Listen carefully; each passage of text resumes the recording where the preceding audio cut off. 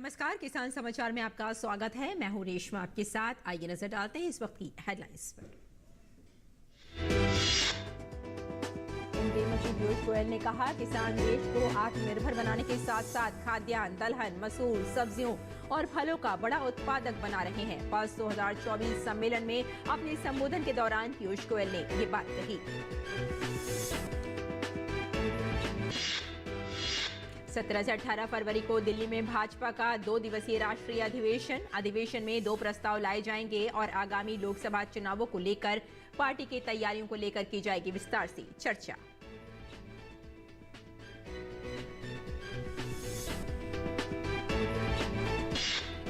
आदि महोत्सव में सजे जनजातीय संस्कृति के रंग, हस्तशिल्प और पर्यावरण के अनुकूल उत्पादों की धूम।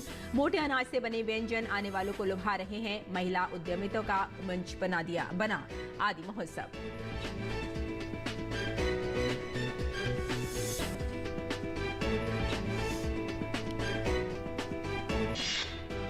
सरकार ने आंदोलनरत किसानों के साथ चंडीगढ़ में की बैठक। केंद्रीय मंत्री अर्जुन मुंडा ने कहा, अच्छे माहौल में हुई सकारात्मक चर्चा। 18 फरवरी की शाम को फिर होगी किसान प्रतिनिधियों के साथ बातचीत।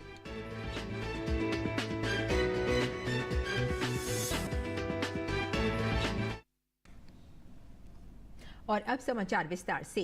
केंद्रीय उपभोक्ता कार्य, खाद्य एवं सार्वजनिक वितरण मंत्री पीयूष गोयल ने भारत को आत्मनिर्भर बनाने और देश को खाद्यान्न, दलहन, मसूर, सब्जियों तथा फलों के एक बड़े उत्पादक राष्ट्र के रूप में स्थापित करने में उनके योगदान के लिए भारत के किसानों को धन्यवाद दिया। उन्होंने कहा कि इससे विभिन्न खाद्य उत्पादों के उत्पादन एवं गुणवत्ता दोनों में विस्तार हुआ है, जिसमें भारत $50 अरब से अधिक के कृषि और संबंधित उत्पादों का निर्यातक बन गया है। पीयूष गोयल ने कहा कि पिछले दशक में किसानों की प्रतिबद्धता व क्षमताओं के कारण दालों का उत्पादन 2014 में 171 लाख टन से 60% बढ़कर 2024 में 270 लाख टन हो गया है। पीयूष गोयल ने कहा कि दालों को न केवल भारत का बल्कि दुनिया का एक प्रमुख आहार बनाने के लिए नेफेड और वैश्विक दलहन परिसंघ के बीच साझेदारी बढ़ती रहेगी। केंद्रीय मंत्री ने भारत दाल के बारे में बताते हुए कहा कि प्रधानमंत्री नरेंद्र मोदी के नेतृत्व में सरकार ने देश के किसानों का सहयोग करने और भारतीय नागरिकों के लिए उचित मूल्य वाली दालों की उपलब्धता सुनिश्चित करने के उद्देश्य से भारत दाल की शुरुआत की है। गोयल ने यह भी कहा कि पिछले 1 दशक में दालों की सरकारी खरीद 18 गुना बढ़ चुकी है। एमएसपी के बारे में गोयल ने कहा कि एमएसपी हमारे किसानों को उत्पादन की वास्तविक लागत से 50% अधिक कीमत का आश्वासन देती है, जिससे निवेश पर आकर्षक रिटर्न मिलता है। केंद्रीय मंत्री ने यह भी कहा कि 1 दशक पहले प्रदान की गई राशि की तुलना में मसूर में 117%, मूंग में 90%, चना दाल में 75% अधिक, तोर और उड़द में 60% अधिक वृद्धि के साथ एमएसपी आज सबसे अधिक है। उन्होंने कहा कि भारत दुनिया में मोटे अनाज का सबसे बड़ा उत्पादक और 5वां सबसे बड़ा निर्यातक है। उन्होंने कहा कि सरकार श्री अन्न की तरह ही दलहन तथा मसूर पर भी समान रूप से ध्यान केंद्रित कर रही है। और किसान आंदोलन के बीच सरकार वार्ता के माध्यम से समाधान निकालने को लेकर पूरी तरह से प्रयासरत है। इसी क्रम में केंद्रीय मंत्री अर्जुन मुंडा, पीयूष गोयल और नित्यानंद राय ने चंडीगढ़ में किसान नेताओं के साथ तीसरी बैठक की। बैठक में पंजाब के मुख्यमंत्री भगवंत मान भी शामिल हुए। बैठक में शांति बनाए रखने पर सहमति बनी। बैठक के बाद केंद्रीय कृषि मंत्री अर्जुन मुंडा ने कहा कि बहुत ही अच्छे माहौल में सकारात्मक चर्चा हुई है और 18 फरवरी की शाम को किसानों के साथ फिर से बातचीत होगी। सरकार और किसान संगठनों के बीच बहुत ही अच्छे माहौल में सकारात्मक चर्चा हुई है। पॉजिटिव चर्चा हुई है और किसान संगठनों ने जिन विषयों पर ध्यान आकृष्ट कराया है, संज्ञान में लेते हुए विस्तार पूर्वक चर्चा को हमने करते हुए अगली तिथि रविवार को शाम 6 बजे के लिए फिर से आगे की चर्चा को जारी रखेंगे। भाजपा के वरिष्ठ नेता प्रकाश जावड़ेकर ने किसानों के मुद्दे पर कांग्रेस पर तंज करते हुए कहा कि कांग्रेस के पास बोलने के लिए कोई मुद्दा नहीं है, इसलिए वे एमएसपी को लेकर हंगामा कर रहे हैं। मोदी सरकार ने हमेशा किसानों के कल्याण के बारे में सोचा है, चाहे वे किसान सम्मान निधि योजना हो या किसानों के 50,000 करोड़ रुपए से अधिक के ऋण माफ करना हो। ये मोदी जी है, उन्होंने एक बार 70,000 करोड़ का कर्जा माफ करने का ऐलान किया। एक्चुअली 50,000 करोड़ रुपए लगे। मोदी जी ने अभी तक हर किसान को 30,000 रुपए दिए हैं, हर किसान को 30,000 रुपए दिए। और इसलिए मोदी सरकार किसे हितैषी है ये सबको मालूम है, लेकिन कांग्रेस के पास कोई मुद्दा नहीं, इसलिए ये ऐसी बातें उठाते हैं।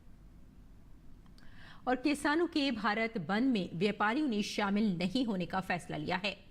Confederation of all India traders ने कहा है कि देश भर में सभी बाजार आज पूरे तौर पर खुले रहेंगे और सामान्य रूप से कारोबार होता रहेगा। कैट के राष्ट्रीय महामंत्री प्रवीण खंडेलवाल ने बताया कि व्यापारी भारत बंद के दौरान अपने संस्थानों को खोल रहे हैं और जनता को आवश्यक सामग्री और सेवाओं की उपलब्धता सुनिश्चित करने में व्यापारी कोई कमी नहीं छोड़ेंगे। कैट ने देश भर में व्यापारियों से कहा कि वे सतर्क रहें और भारत बंद के दौरान अपने संस्थानों और ग्राहकों की सुरक्षा सुनिश्चित करें। किसानों ने भारत बंद का आह्वान किया है, लेकिन दिल्ली और देश के सभी व्यापारी इसमें शामिल नहीं है। आज पूरे देश में व्यापार हो रहा है, सभी बाजार पूरे तौर पर खुले हैं। जहां तक किसानों के वर्तमान आंदोलन की बात है, तो आंदोलन से किसी समस्या का हल निकलेगा ये संभव नहीं है। इसीलिए देश भर के व्यापारी आज इस पद से अपने आप को अलग रखा हुआ है और पूरे देश में नॉर्मल तरीके से सारी कारोबारी गतिविधियां हो रही हैं। और केंद्रीय कृषि एवं किसान कल्याण राज्य मंत्री शोभा करंदलाजे ने बताया कि कृषि एवं किसान कल्याण विभाग ने वित्त वर्ष 2023-24 के लिए राष्ट्रीय कृषि विकास योजना के अंतर्गत 15 फरवरी 2024 को तीसरी किस्त के रूप में कर्नाटक सरकार को 235.14 करोड़ रुपए जारी किए हैं। RKVI योजना के अंतर्गत राज्य सरकार द्वारा राष्ट्रीय कृषि विकास योजना, मृदा स्वास्थ्य एवं उर्वरता, वर्षा आधारित क्षेत्र विकास, परंपरागत कृषि विकास योजना, कृषि मशीनीकरण पर उप मशीन और उप मिशन पर ड्रॉप मोर क्रॉप और PDMC कृषि वानिकी और फसल के लिए इन राशि का उपयोग किया जाएगा। अनुमोदित राशि का उपयोग उपरोक्त घटकों के अंतर्गत गोदाम, जल संचयन संरचनाओं का निर्माण, प्राथमिक प्रदर्शन इकाइयों की स्थापना, ट्रैक्टरों, पावर टिलरों, ड्रोन की खरीद, एकीकृत खेती को बढ़ावा देना, मृदा स्वास्थ्य उर्वरता और कस्टम हायरिंग केंद्रों की स्थापना सहित कृषि क्षेत्र की अवसंरचना में सुधार के लिए किया जाएगा। शोभा करंदलाजे ने यह भी कहा कि कृषि एवं किसान कल्याण विभाग भारत सरकार ने किसानों के कल्याण के लिए कर्नाटक में उपरोक्त सभी घटकों को लागू करने के लिए राज्य को RKVY के अंतर्गत वर्ष 2023-24 के लिए 761.89 करोड़ रुपए की कुल राशि आवंटित की है। हाल ही में 25 जनवरी 2024 को कृषि एवं किसान कल्याण विभाग भारत सरकार ने RKVY योजना के अंतर्गत कर्नाटक सरकार को 178.65 करोड़ रुपए का अतिरिक्त आवंटन प्रदान किया है। SMAS 120 करोड़ रुपए, मृदा स्वास्थ्य कार्ड 12 करोड़ रुपए और RKVY DPR 46.65 करोड़ रुपए के कार्यान्वयन के लिए अतिरिक्त आवंटन को मंजूरी प्रदान की गई है। RKVY योजना के अंतर्गत प्रारंभिक आवंटन 583.24 करोड़ रुपए था, जिसे वर्ष 2023-24 में बढ़ाकर 761.89 करोड़ रुपए कर दिया गया है। वर्तमान समय में केंद्र सरकार ने 761.89 करोड़ रुपए के कुल आवंटन में से 526.75 करोड़ रुपए की राशि जारी कर दी है और शेष राशि राज्य को पहले से प्रदान की गई राशि का उपयोग करने के बाद जारी की जाएगी। कृषि एवं किसान कल्याण राज्य मंत्री ने यह भी कहा कि 15 फरवरी 2024 को कृषि एवं किसान कल्याण विभाग भारत सरकार ने रबी 2023-24 मौसम के लिए अधिकतम 1,39,740 मीट्रिक टन मात्रा के लिए 5,440 रुपए प्रति क्विंटल के न्यूनतम समर्थन मूल्य पर कर्नाटक में बंगाल ग्राम चना की खरीद को मंजूरी प्रदान की है। आगे बढ़ते हैं। आदि महोत्सव 2024 महिला उद्यमिता का मंच बनकर सामने आया है। चाहे मोटा अनाज हो या फिर हस्तशिल्प कलाएं, सभी को भरपूर सराहना और खरीदार मिल रहे हैं। क्या क्या आकर्षण है इस बार आदि महोत्सव में, आइए आपको दिखाते हैं।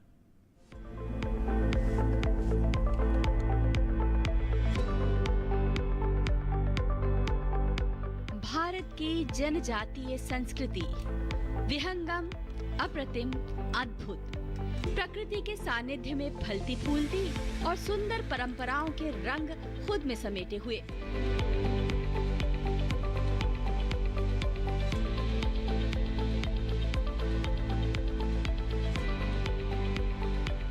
इसी जनजातीय संस्कृति के रंग नजर आ रहे हैं आदि महोत्सव 2024 में।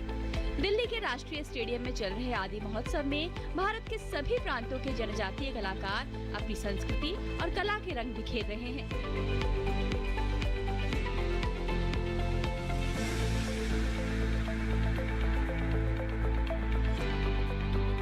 सुंदर वस्त्र परिधान हो, मूर्तिकला, बांस से बना सामान, आभूषण, गहने या फिर खाने पीने के व्यंजन,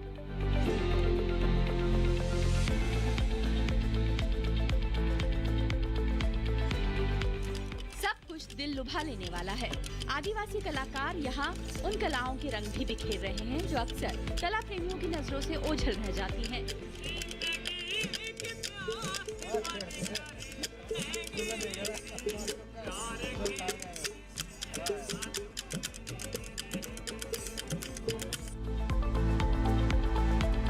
इस मेले में मोटे अनाज यानी मिलेट से बने व्यंजन भी खूब सुर्खियां बटोर रहे हैं।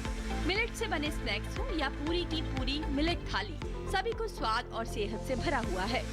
इन हाट मेलों में आकर पता चलता है कि हमारी जनजातीय और लोक संस्कृति कितनी समृद्ध है।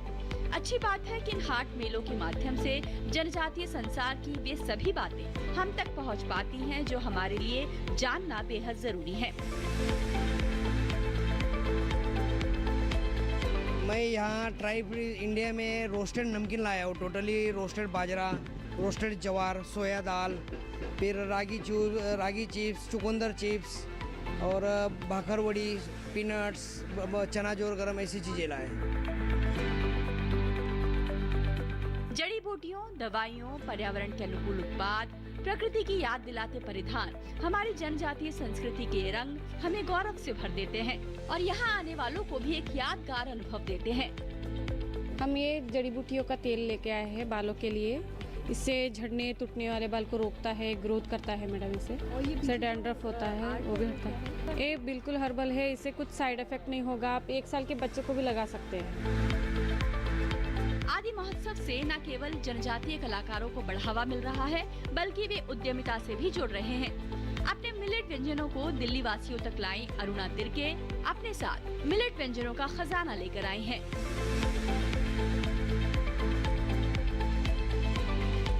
वो मिलेट का चीला लाई हूँ और मिलेट का खीर भी है। ये फिंगर मिलेट का है जिसको हम लोग रागी बोलते हैं और ये लिटिल मिलेट है जिसको हम लोग लोकल भाषा में गोंदली बोलते हैं। ये हमारा पहले भात खाते थे हमारे मम्मी पापा लोग, तो इसका मैं यहाँ पे खीर लेके आई हूँ। आदिवासी संस्कृति का इंद्रधनुषीय संसार आपके स्वागत के लिए आतुर है। अगर आप दिल्ली में हैं तो जरूर इस महोत्सव का हिस्सा बनिए। गांधी जी ने कहा था कि भारत की आत्मा गाँव में बसती है, लेकिन आदिवासी संसार में ये आत्मा खिलखिलाती है, मुस्कुराती है और यही तमाम रंग नजर आते हैं आदि महोत्सव 2024 में, जो इस वक्त दिल्ली में आयोजित हो रहा है। यहाँ आदिवासी परिधान हैं, कला और संस्कृति हैं, लेकिन सबसे खास हैं मोटे अनाज से बने हुए जो व्यंजन, जो सेहतमंद भी हैं, स्वाद से भी भरे हुए हैं और उन्हें यहाँ आने वाले पर्यटकों की भरपूर सराहना भी मिल रही है। साथ ही आदिवासी संसार की संस्कृति की, लोक संस्कृति की झलक भी इस आदि महोत्सव में खुलकर सामने आ रही है।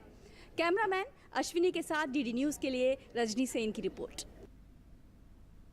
आदि महोत्सव 2024 अपने साथ जनजातीय जीवन के सुंदर रंग लेकर आया है। कलाकृतियां, परिधान, खान पान सभी को कुछ आगंतुकों को खूब पसंद आ रहा है। यहाँ जनजातीय कलाकार चित्रकारी, मूर्तिकला, हैंडलूम कारीगरी के माध्यम से कलाओं का संसार सजा रहे हैं। उनसे बात की हमारी संवाददाता रजनी सेन ने।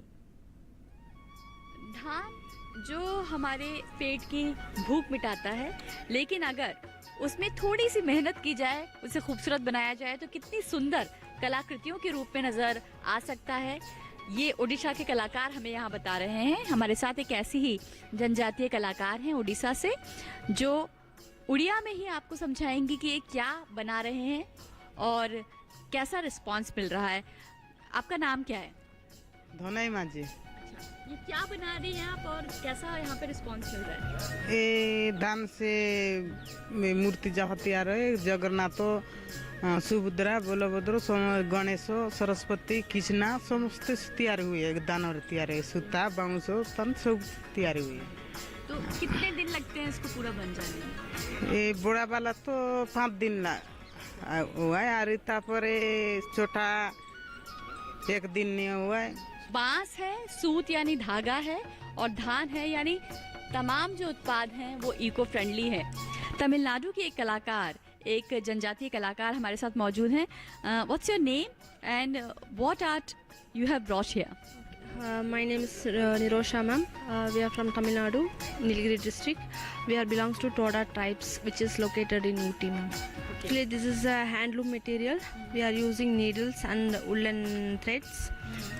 For each traditional thing, like from birth to death, we are using only these materials. We are not using any other things like other cloths or something. I'm doing Toda model art. We are living the same type of house, so we want to make a same type of house from small for every customers by selling this one. We used mud grass and bamboos for making this product. हम लद्दाख से artisans लेके आए मैं, तो हमारे यहाँ पर अभी इनका प्रोडक्ट्स है like organic products, and even हमारे पास इनका नीटिंग सिस्टम, नीटिंग का प्रोडक्ट्स है हमारा। ये प्रोडक्ट हमारा ऑर्गेनिक है, ये रोस्टेड बार्ले है इनका, और इनका ये एप्रिकॉट है, ऑयल है, वॉलनट ऑयल है, और हमारे पास ये बकव्हीट पैनकेक है। आसाम का सिल्क और आसाम की सिल्क की साड़ियाँ पूरी दुनिया में मशहूर हैं। वर्णाली इस वक्त हमारे साथ मौजूद है, जो खूबसूरत आसाम की साड़ियाँ लेकर आई हैं, जो हाथ से बुनी गई हैं। क्या क्या खास लेके आई हैं आप? मैं आपका तसर सिल्क का, मलबरी सिल्क, एरी एंड आपका नूनी कॉटन बोल के हम लोग का ज़्यादा यूज़ होते हैं, वो भी लाई हूँ। जी, एरी सिल्क कहते हैं कि उसमें कीड़े को मारा नहीं जाता, बिल्कुल नेचुरल रूप से बनता है, कि तो जो लोग पर्यावरण को प्रेम करते हैं उनके लिए एक बहुत अच्छा ऑप्शन हो सकता है। हाँ जी, वो एक्चुअली वो जो कीड़ा होते हैं उसको मारता नहीं है, वो उसी से मतलब बिना मारे ही उसको निकाल। ये एरी सिल्क का स्टॉल है, ये नेचुरल डाई किया हुआ है, और उसमें जो काम किया हुआ है वो मुगा घिसा से किया हुआ है। अच्छा। हाँ, और ये सेम ये है आपका टसर सिल्क का साड़ी, बट इसमें जो काम किया हुआ है नेचुरल डाई से, ये आपका मतलब एरी से किया हुआ है जितना भी है। प्रकृति किस तरह जनजातीय कलाओं में खिलखिलाकर हंसती है, आपको इन कलाकारों की कला में नजर आता है। मध्य प्रदेश के डिंडोरी के ये कलाकार हैं जो गोंड आर्ट यहाँ पर लेकर आए हैं। बड़ी खूबसूरत लगती है प्रकृति इनके रंगों में। आपका नाम बताइए। मेरा नाम छोटी टेकाम है। आज मेरे को 20 साल हो रहा है ये काम। 20 साल से आप कर रही हैं, और क्या क्या बनाते हैं? जैसे खूबसूरत यहाँ पर पेड़ हैं, हिरन हैं, तो जंगलों में क्या आप बहुत वक्त आप लोग बिताते हैं? कैसे ये भाव आते हैं? मैडम, हम जैसे पक्षी भी देखते हैं तो उस पक्षी के हाव भाव को देखकर हम मन में उसके प्रति गाना भी बना लेते हैं। जी, और फिर जैसे हम जंगल से जुड़े हुए हैं तो पक्षी को जो अब हम दर्शाते हैं ना, तो बेटी अपने मायके से पक्षी की तरह उड़ के ससुराल जाती है और दूसरे गांव को अपना बनाती है। चिड़िया चिना धर के आ भागिन भागे दूरी हा माया धर के, मतलब पूरे फैमिली का प्यार लेके और दूसरे गांव जाती है। महिला उद्यमिता को बढ़ावा, लुप्त होती कलाओं को संरक्षण और जनजातीय संस्कृति के सुंदर रंग, ये तमाम खासियतें हैं आदि महोत्सव 2024 की, जहां कला प्रेमियों की और खरीदारों की भीड़ उमड़ रही है। साथ ही जनजातीय उद्यमियों और कलाकारों को सम्मान भी मिल रहा है। कैमरामैन राधा कृष्ण के साथ डीडी न्यूज के लिए रजनी सेन की रिपोर्ट। पशुपालन और डेयरी सचिव अलका उपाध्याय ने नई दिल्ली में क्षेत्रीय समीक्षा बैठक की। उसकी अध्यक्षता की। बैठक में अलका उपाध्याय ने राष्ट्रीय गोकुल मिशन, राष्ट्रीय पशुधन मिशन के तहत उद्यमिता विकास, राष्ट्रीय पशु रोग नियंत्रण कार्यक्रम, डेयरी प्रसंस्करण और अवसंरचना विकास निधि, राष्ट्रीय डेयरी विकास कार्यक्रम, पशुपालन अवसंरचना विकास निधि जैसे सभी पशुपालन और डेयरी योजनाओं की भौतिक और वित्तीय प्रगति की समीक्षा की। जो पश्चिमी राज्यों, केंद्र शासित प्रदेशों में केंद्र सरकार द्वारा कार्यान्वित की जा रही हैं। उन्होंने योजनाओं के तहत पश्चिमी राज्यों, केंद्र शासित प्रदेशों के पास शेष बची राशि के उपयोग और निपटान की आवश्यकता पर जोर दिया और राज्यों को वित्तीय वर्ष 2024-25 के लिए अपनी वार्षिक कार्य योजनाओं और मांगों को तुरंत अंतिम रूप देने और केंद्र सरकार को प्रस्तुत करने का निर्देश दिया। उन्होंने उत्पादकता संबंधी चिंताओं को दूर करने, विशेष रूप से नस्ल सुधार, प्रभावी टीकाकरण सुनिश्चित करने के साथ साथ चारा और चारे के उत्पादन को बढ़ाने के महत्व पर भी प्रकाश डाला। उन्होंने राज्य पर डेयरी उत्पादों के निर्यात को प्राथमिकता देने और निर्यात को सुविधाजनक बनाने के लिए रोग मुक्त क्षेत्र विकसित करने पर ध्यान केंद्रित करने पर जोर दिया। भारतीय जनता पार्टी का 2 दिवसीय राष्ट्रीय अधिवेशन शनिवार से नई दिल्ली में हो रहा है। कार्यक्रम में केंद्रीय मंत्री, भाजपा शासित राज्यों के मुख्यमंत्री, राज्य मंत्री, राष्ट्रीय और राज्य पार्टी पदाधिकारी, सांसद और विधायकों सहित लगभग 11,500 प्रतिनिधि भाग लेंगे। भाजपा के वरिष्ठ नेता रविशंकर प्रसाद ने बताया कि सम्मेलन के पहले दिन पदाधिकारियों की बैठक होगी। प्रधानमंत्री नरेंद्र मोदी रविवार को समापन सत्र को संबोधित करेंगे। भाजपा के 2 दिवसीय राष्ट्रीय अधिवेशन में 2 प्रस्ताव लाए जाएंगे और आगामी लोकसभा चुनावों को लेकर पार्टी की तैयारियों को लेकर विस्तृत चर्चा करेगी। 17 तारीख को फर्स्ट हाफ में पदाधिकारियों की बैठक होगी और 3 बजे झंडोत्तोलन होगा और उसके बाद ये 18 तक ये कार्यक्रम चलेगा। इसमें 2 प्रस्ताव पारित किए जाएंगे। आगामी चुनाव पर विस्तार से चर्चा होगी। विस्तारकों की बैठक होगी अलग से और विकसित भारत का जो पूरा कॉन्सेप्ट है उसका एक उसमें प्रदर्शनी भी लगेगी कि देश भर से लोग आएंगे उनको बताने के लिए। माननीय राष्ट्रीय अध्यक्ष जी का उद्घाटन भाषण होगा। माननीय प्रधानमंत्री जी पदाधिकारियों की बैठक में भी रहेंगे और वो समापन करेंगे। और आइए अब जान लेते हैं मंडी भाव।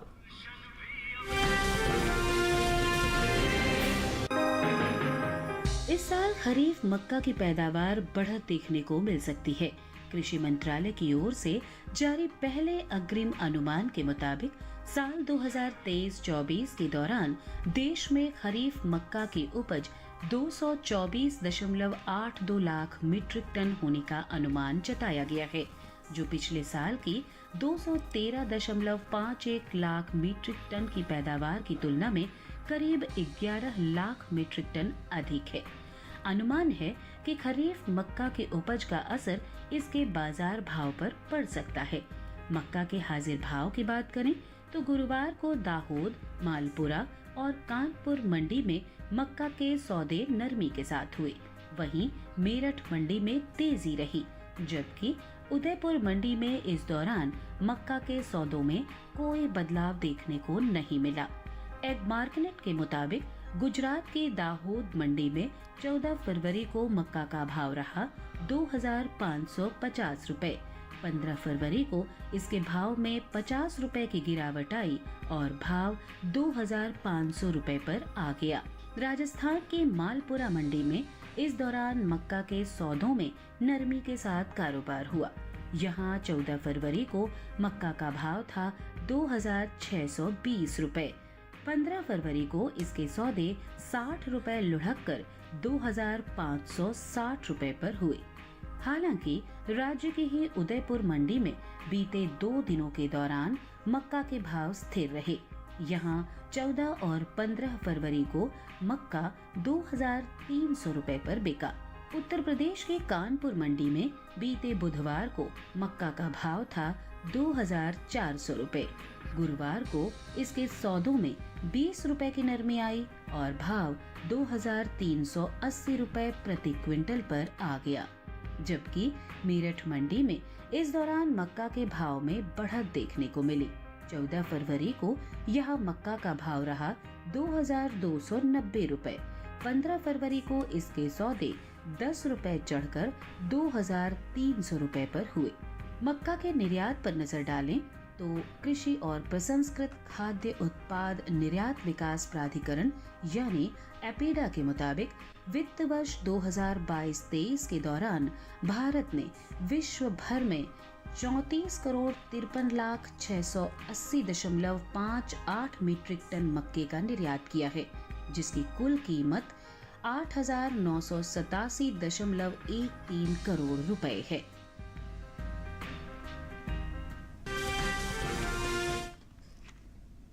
और खेती किसानी के साथ साथ आइए नजर डाल लेते हैं कुछ और महत्वपूर्ण खबरों पर। खास खबर में प्रधानमंत्री नरेंद्र मोदी ने विकसित भारत विकसित राजस्थान कार्यक्रम को संबोधित किया। प्रधानमंत्री ने राजस्थान में 17,000 करोड़ रुपए से अधिक की कई विकास परियोजनाओं का उद्घाटन और शिलान्यास किया। सभी परियोजनाएं सड़क, रेलवे, सौर ऊर्जा, विद्युत ट्रांसमिशन, पेयजल तथा पेट्रोलियम और प्राकृतिक गैस जैसे महत्वपूर्ण क्षेत्रों की हैं। टीएमसी नेता दीपक अधिकारी और मुकुल राय की मुश्किलें बढ़ती जा रही हैं। प्रवर्तन निदेशालय ने मनी लॉन्ड्रिंग मामले में बंगाली अभिनेता और टीएमसी सांसद दीपक अधिकारी को तलब किया है। ईडी ने उन्हें नई दिल्ली स्थित अपने कार्यालय में 21 फरवरी को पूछताछ के लिए बुलाया है। पश्चिम बंगाल के संदेशखाली में महिलाओं के यौन उत्पीड़न का मामला सियासी तौर पर तूल पकड़ता जा रहा है। भाजपा सांसद लॉकेट चैटर्जी ने ममता बनर्जी और टीएमसी सरकार को संदेशखाली हिंसा पर जमकर खरी खोटी सुनाते हुए कहा कि जिन लोगों ने ये अत्याचार किया है उन्हें सामने आना होगा। एनआईए जांच होनी चाहिए। पश्चिम बंगाल शिक्षक भर्ती घोटाले को लेकर ईडी की कार्रवाई लगातार जारी है। ईडी ने आज कोलकाता में 4 ठिकानों पर छापेमारी की है। ये छापेमारी पश्चिम बंगाल के पूर्व शिक्षा मंत्री और जेल में बंद टीएमसी नेता पार्थ चटर्जी के सहयोगियों के ठिकानों पर हुई है। 18वीं लोकसभा के निर्वाचन की तिथियों की घोषणा से संबंधित फर्जी सूचना विभिन्न सोशल मीडिया एवं अन्य प्रचार माध्यमों से वायरल हो रही है। देश के निर्वाचन आयोग ने इन खबरों का खंडन किया है। निर्वाचन आयोग ने बताया कि वायरल सूचना तथ्यहीन, भ्रामक और गलत है। केंद्रीय गृह मंत्री अमित शाह ने दिल्ली पुलिस के सभी कर्मियों और उनके परिजनों को दिल्ली पुलिस के 77वें स्थापना दिवस की शुभकामनाएं दी हैं। एक्स पर अपने संदेश में कहा कि दिल्ली पुलिस ने शौर्य, साहस और समर्पण भाव से देश की राजधानी में शांति और सुरक्षा सुनिश्चित करने का काम किया है। दिल्ली के अलीपुर में एक भीषण हादसा हुआ है। एक केमिकल गोदाम में आग लगने से 11 लोगों की मौत हो गई है। हादसे के समय गोदाम में कुछ लोग काम कर रहे थे जो अंदर ही फंस गए। इनमें से कई लोगों की तलाश जारी है। यह हादसा बृहस्पतिवार शाम करीब 6 बजे के करीब हुआ। राजस्थान के बीकानेर में भीषण सड़क हादसा हुआ है। ट्रक और कार की टक्कर होने से 5 लोगों की मौत हो गई है। मौके पर पहुंचे पुलिस अधीक्षक तेजस्विनी गौतम के अनुसार ये सभी मृतक गुजरात के रहने वाले थे। भारत जोड़ो न्याय यात्रा के उत्तर प्रदेश में प्रवेश करने को लेकर उत्तर प्रदेश के उप मुख्यमंत्री केशव प्रसाद मौर्य ने कांग्रेस पार्टी पर हमला बोला है। केशव प्रसाद मौर्य ने कहा कि जिस राज्य में राहुल गांधी के कदम पड़े वहां कांग्रेस का अंत दिख रहा है। महाराष्ट्र में मराठा आरक्षण के लिए बनाई गई गायकवाड़ समिति की रिपोर्ट सरकार को सौंप दी गई है। महाराष्ट्र राज्य पिछड़ा आयोग के अध्यक्ष सुनील शुक्रे ने मुख्यमंत्री एकनाथ शिंदे को रिपोर्ट सौंपी। मुख्यमंत्री एकनाथ शिंदे ने कहा कि इस रिपोर्ट को कैबिनेट के समक्ष रखा जाएगा। तो किसान समाचार में फिलहाल इतना ही। अनुमति दी। नमस्कार।